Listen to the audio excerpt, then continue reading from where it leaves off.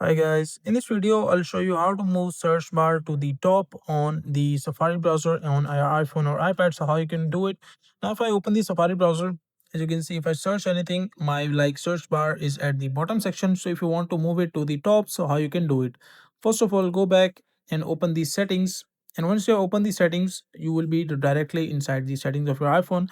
So just scroll down and go inside the apps section. Once you're inside the apps, just search here the name of the application, which is Safari. And once you search Safari, just open the Safari and that will take you to this page. So make sure to scroll down, don't change anything or any settings, scroll down, and you will be basically in this section. You will be taken here like inside the tab section. You can see the first option, which is tab bar, this second option, which is single tab.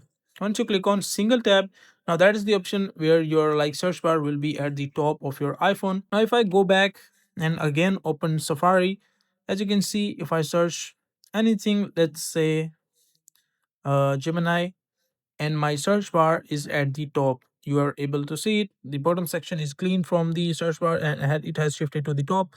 If I again go back and change it back to the tab bar, if I come back, now as you can see, my search bar has been sent back to the bottom section. So that's a simple and easy process of how you can do it.